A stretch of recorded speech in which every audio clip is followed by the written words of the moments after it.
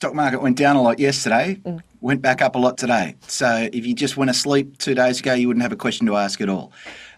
Look, there's so much volatility right now, and it's because so many policies are on a precipice and really could go either way.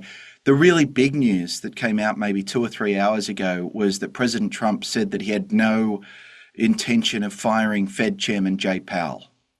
That really matters because he'd made noises as if he would.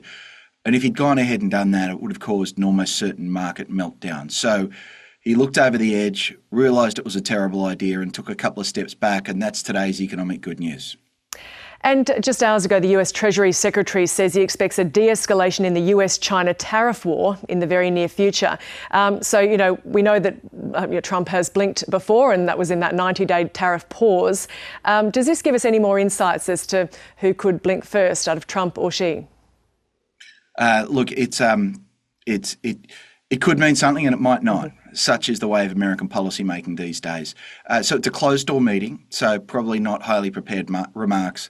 And the thing that he's quoted as having said, the Treasury Secretary, is that tariffs of 145% were not sustainable. Well, you didn't need to ask the Treasury Secretary that. You could have asked me that. It's completely obvious they're not sustainable. It's completely obvious at some point the two countries will do something. It could be that they move towards tariffs between them that are high and painful but not ridiculous, say a tariff rate of 20%, or it could be they strike a deal and get them all the way back to where we were a few weeks ago.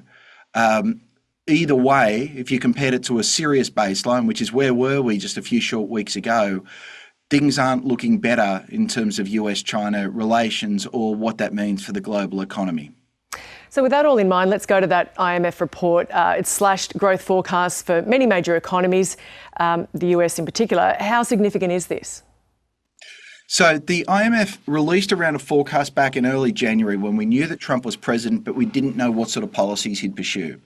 Now, 3 months later, they're issuing a new set of forecasts. And so basically you can take the change in those forecasts as essentially being a vote from a very smart, very technocratic organisation or a best guess as to what the Trump madness has done to the world's economic outlook. You can think of it as scoring the winners and losers. Well, here's the losers. The biggest loser is Mexico, followed by the United States. These are overwhelmingly the countries that stand to lose the most over the next couple of years as a result of all the madness that's come out of the last three months. For Australia is pretty much exactly where the rest of the world is. Growth in the rest of the world's likely to be a little bit slower, and Australia's right on that average there. Of course, now, 4 weeks ago we were at war with Canada and Mexico. 3 weeks ago it was with the whole world. And as of a week and a half ago, it's just China. Well, the Trump tariff war is going to cost the American economy more than it costs the Chinese economy. And so on this path, is a recession in the US likely? Likely is the correct answer. Certain is definitely wrong. So currently betting markets say there's around about a 60% chance of a recession in the next 12 months. The thing to remember about things that are a 3 in 5 chance is that they don't happen 2 out of 5 times. So it may not happen. We're yet to see, we've seen a lot of pessimism in the soft data when you ask people how they feel, what their expectations are about the future. Very, very dark times.